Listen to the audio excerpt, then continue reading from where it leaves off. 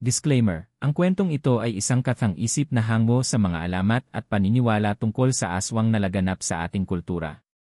Ang mga karakter, pangyayari, at lugar ay mga likha lamang ng imahinasyon ng manunulat at hindi dapat ituring na totoo o batayan ng paniniwala. Layunin ng kwentong ito na magbigay aliw, magmulat, at magpabatid ng mga kwento ng kababalaghan sa isang malikhaing paraan. Ang mga detalye tungkol sa aswang ay base sa mga tradisyonal na paniniwala ng mga Pilipino at hindi sumasalamin sa anumang pangkat o individual. Sa isang maliit na bayan sa tabi ng dagat, abala na ang mga tao sa paghahanda para sa isang inaabangang biyahe. Ang pier, kung saan nagsasakay ang mga pasahero patungo sa kalapit na isla, ay puno ng mga usap-usapan, tawanan, at halakhak. Ang araw ay sumisiklab sa asul na kalangitan, habang ang mga bangkang pandagat ay nakahanda na para sa paglalayag. Dito nag-umpisa ang kwento ng isang biyahe na hindi malilimutan, isang biyahe na may lihim na dala na tatatak sa puso ng bawat pasahero. Si Lito, isang ordinaryong manggagawa sa bayan, ay nakapila sa pila ng mga pasahero. Kasama niya ang kanyang kapatid na si Nika at ilan pang kaibigan. Nagdala sila ng mga gamit para sa kanilang bakasyon sa probinsya, mga bag, pagkain, at kasiyahan. Maraming tao ang nagtipon-tipon sa paligid ng pier, may mga bata na tumatakbo, mga matanda na nagkukwentuhan tungkol sa mga huling nangyari sa bayan, at mga naglalakad na tila ba may dalang mabigat na mga alaala. Habang naglalakad patungo sa bangka si Lito, napansin niya ang isang lalaking nakaupo sa gilid ng pier. Hindi ito tulad ng ibang pasahero. May suot itong payak na damit, ngunit may kakaibang aura na pumapalibot sa kanya. Tahimik siyang nakatingin sa dagat, halos hindi pinapansin ang mga tao sa paligid. Ang kanyang mga mata ay tila nakatitig sa kawalan, parang may dinadala siyang lihim na hindi matanto ng sinuman. Marami sa mga pasahero ang hindi niya kilala, ngunit may ilang mga pamilyang naglalakbay din sa parehong barko. Ang barko ay isang malaking bangka na kayang magdala ng daan-daang tao, at ang biyahe ay inaasahang tatagal ng ilang oras bago marating ang kabilang isla. Ang tunog ng mga tao at mga bangka ay naghalo-halo, kasama na ang huni ng mga ibon at ang hampas ng alon sa kahabaan ng baybayin. Habang naglalakad, may narinig si Lito na mga bulong mula sa mga matatandang tao na nakatambay malapit sa pier. Sabi nila, mag-ingat kayo sa biyaheng ito, may mga kakaibang nilalang daw na nagpapanggap na pasahero. Hindi niya ito pinansin ng una, iniisip niya na panakot lamang iyon para takutin ang mga bata. Ngunit habang lumalapit ang oras ng pag-alis, hindi niya maiwasang mapansin ang kakaibang pakiramdam sa paligid. Pumasok na ang lahat sa barko at sinimulan na ang pag-aayos ng mga gamit. Nakita ni Lito ang lalaking nakaupo pa rin sa parehong lugar, hindi pa rin gumagalaw. Sa isang iglap, tila may nagbago sa mukha ng lalaking iyon, ngunit mabilis itong nawala sa paningin ni Lito. Hindi niya ito napansin ng malinaw, kaya inisip niyang baka pagod lang ang lalaki o may sakit. Ang barko ay unti-unting umalis mula sa pier, habang ang mga tao ay nag-aasam ng masayang biyahe. Ngunit sa likod ng mga ngiti at tawanan, may isang lihim na nakatago, isang lihim na unti-unting bubukas habang naglalayag sila sa gitna ng dagat. Habang tuloy-tuloy ang paglalayag ng barko sa malawak na dagat, napapansin ng mga pasahero ang unti-unting pagbabago sa paligid. Ang simoy ng hangin ay malamig at tila may dalang kakaibang amoy na hindi maipaliwanag. Ang ilan sa mga pasahero ay nagsimulang mag-usap tungkol sa mga kakaibang bagay na kanilang napapansin, isang aninong kumikilos sa dilim, mga lihim na bulong na hindi nila maintindihan, at ang lalaking tahimik na nakaupo sa gilid na tila ba'y laging nagmamasid. Si Lito ay muling napatingin sa lalaking iyon. Hindi pa rin siya gumagalaw, ngunit may kakaibang liwanag na kumikislap sa kanyang mga mata tuwing gabi. Minsan, may napapansin si Lito na parang nagbabago ang anyo ng lalaki, parang siya ay lumiliit, lumalaki, o nagiging anino. Hindi siya sigurado kung panaginip lang ba ito o totoo. Marami sa mga pasahero ang nagdadalawang isip na kung bakit tahimik ang lalaki na yon at bakit siya kakaiba sa kanila. May mga nag-uusat sa likod na tila nagkukwento tungkol sa aswang, mga nilalang nakilala sa pagpapalit anyo at pag-atake sa mga walang kalaban-laban. May mga matatanda na nagbabala, mag-ingat kayo. Hindi lahat ng tao sa barko ay tao. May mga aswang na gumagamit ng anyo ng pasahero para maghasik ng lagim. Habang lumalala ang gabi, napansin ni Nika, kapatid ni Lito, na may kakaibang tunog mula sa ilalim ng barko. Parang mga ungol o bulong ng hayop na hindi nila makilala. Nagsimula silang mag-alala, lalo na nang makita nila ang isang maliit na aso na bigla na lamang nawala ng walang paliwanag. Isang gabi, habang natutulog ang karamihan sa barko, may isang pasahero ang nagising sa isang malakas na tunog. Nang tumingin siya palabas, nakita niya ang anino ng lalaking iyon na nagliliparan sa paligid ng pier. Ang mga mata nito ay nagliliwanag ng pula sa kadiliman. Kinabukasan, hindi na muling nakita ang pasahero sa kanyang karaniwang upuan, at may mga usap-usapan na siya pala ay aswang na nag-anyong tao. Dito nagsimulang matakot ang mga tao. Unti-unting kumalat ang balita na may aswang na nagtatago sa kanilang barko. Ang mga matanda ay nagsimulang magdasal at gumawa ng mga panlaban gamit ang bawang, asin at krus. May ilan ding nagdala ng mga albularyo upang magdasal at maglagay ng proteksyon sa barko. Habang papalapit sila sa gitna ng dagat, ang tensyon ay tumataas. Lahat ay nagmamasid, hindi alam kung sino ang susunod na magiging biktima ng aswang na naglalakbay kasama nila. Ang mga kwento tungkol sa aswang ay hindi na lamang alamat, ito ay naging katotohanan na dapat nilang harapin. Habang tuloy-tuloy ang paglalakbay ng barko, unti-unting naramdaman ng mga pasahero ang kakaibang presensya sa paligid nila. Hindi na ito basta-basta bulong ng matatanda o kathang-isip lang. May mga tunay na palatandaan na nagpapahiwatig na may aswang nga na nagtatago sa kanilang kabila. Unang napansin ni Lito at ng ilan pang pasahero ang mga kakaibang tunog sa gabi, parang ungol na hindi mula sa tao, mga kaluskos na tila nagmumula sa ilalim ng barko, at mga pagaspas ng pakpak na mabilis dumaan sa mga pasilyo.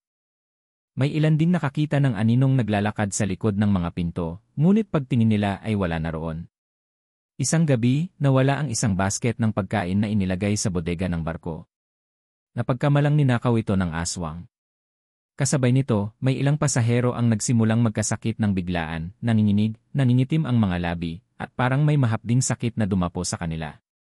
May mga kwento na ang mga biktima ay tinusok ng matulis na kuko ng aswang kahit hindi nila nakita.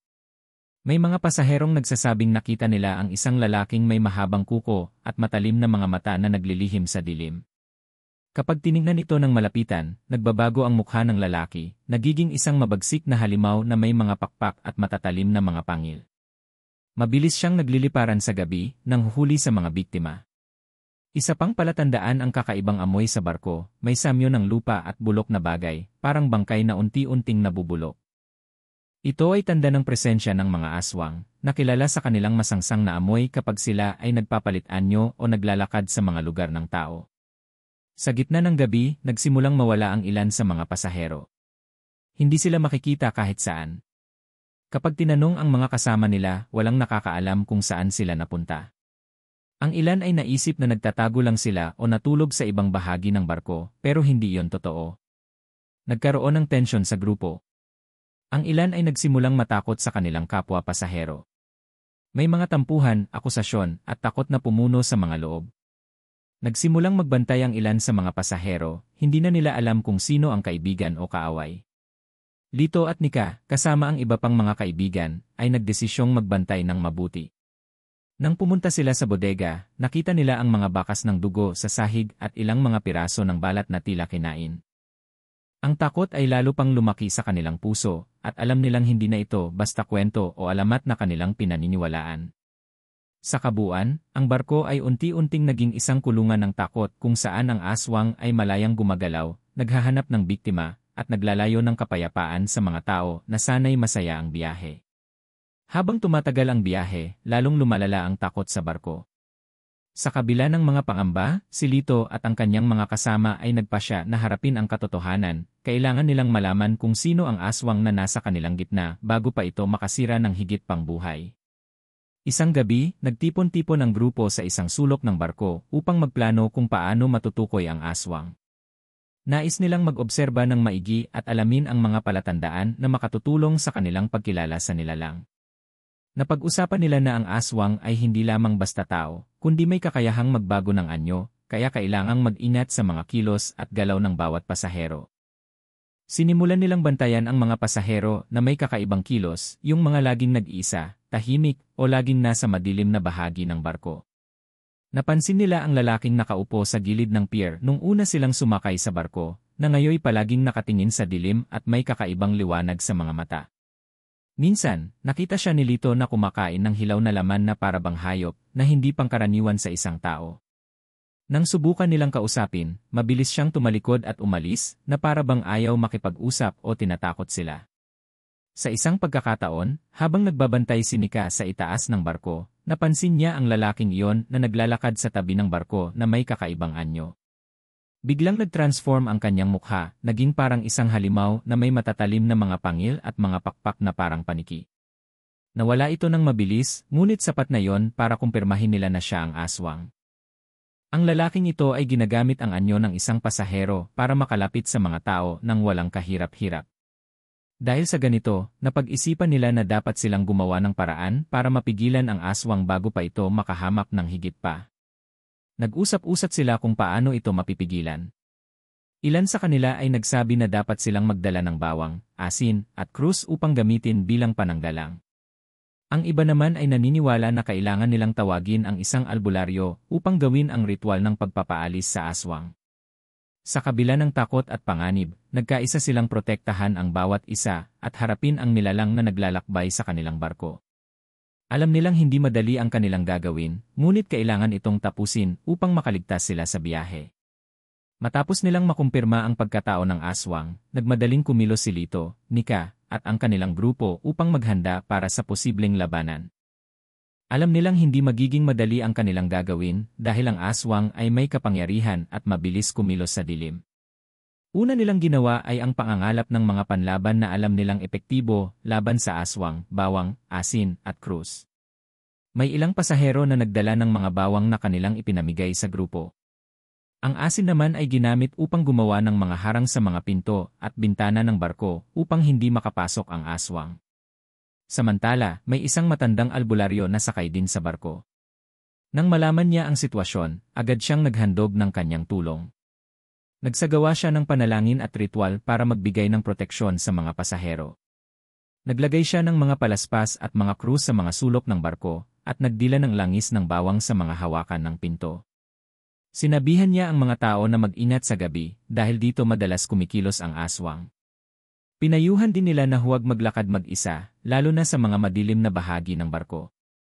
Nagplano sila na maghati-hati ang grupo sa mga gawain. May magbabantay sa gabi, may magmamasid sa mga palikuran at bodega kung saan posibleng magtago ang aswang. Si Lito at Nika ay nagboluntaryo na magbantay sa itaas ng barko, kung saan may pinakamalinaw na tanawin ng paligid.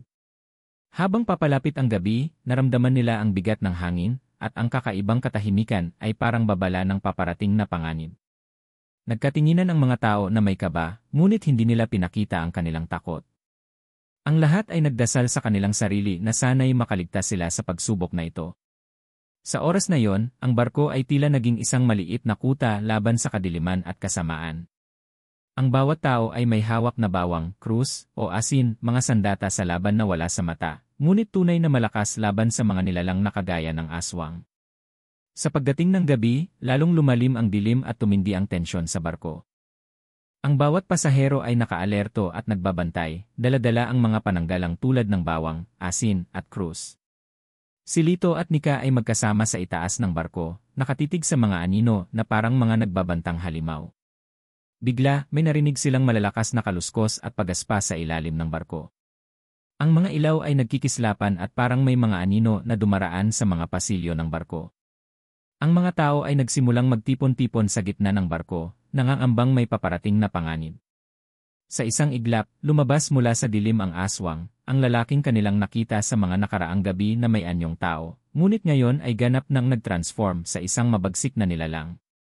Ang kanyang mga mata ay naglalagablab, ang mga pakpak ay malalawak, at ang mga pangil ay nanginginig. Sumigaw si Lito, mag-ingat kayo. Hawakan ang bawang at krus.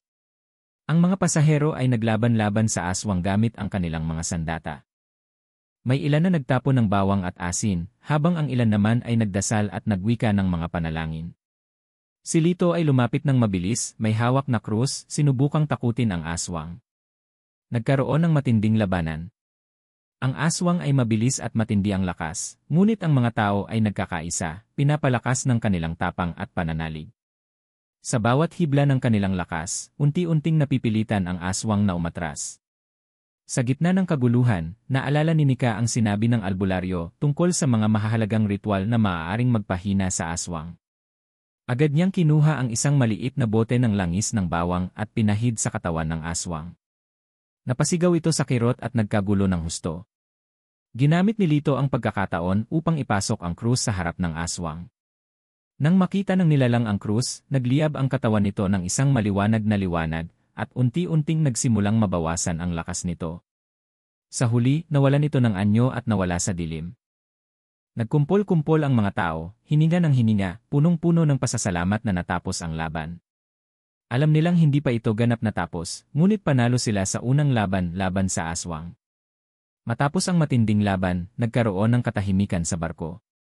Ngunit ramdam pa rin ang bigat ng nangyari. Marami sa mga pasahero ang pagod, sugatan, at may mga pilat ng takot sa kanilang mga mukha. Ang hangin ay malamig, ngunit ang bawat isa ay nagpasalamat na buhay sila at ligtas sa unang pagsubok. Agad na nagsimula ang grupo sa paglilinis ng barko. Pinunasan nila ang mga lugar na naging eksena ng laban, ang mga pader na may mga bakas ng dugo, mga pintuan, at mga sulok kung saan lumitaw ang aswang. Nilinis nila ang bodega kung saan ilang gamit ang nawasak at mga pagkain na nawala. Si Albularyo naman ay gumawa ng panibagong ritual ng pagpapagaling. Gumamit siya ng mga halamang gamot, langis ng bawang, at mga panalangin upang pagalingin ang mga sugatan at maibsan ang takot ng mga tao. Nilapitan niya si Lito, Nika, at ang iba pang mga nagbantay at sinabing kailangan nilang magpahinga ng mabuti dahil may posibilidad na muling bumalik ang aswang.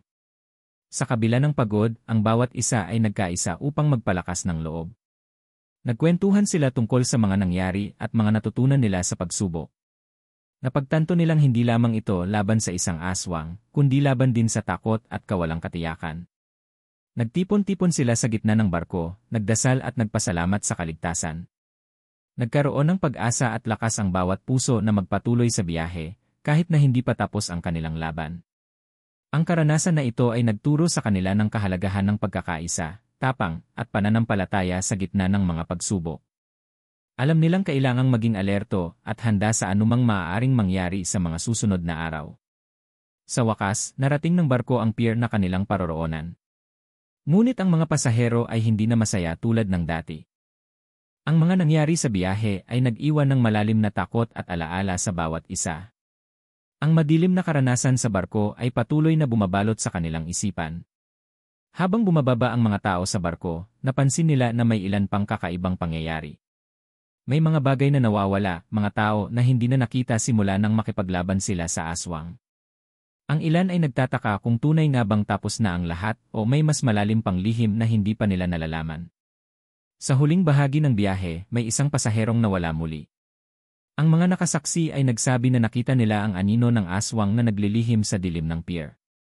Hindi pa rin talaga tapos ang kwento ng aswang, tila patuloy itong naglalakbay kasama ng mga tao, naghahanap ng mga susunod na biktima.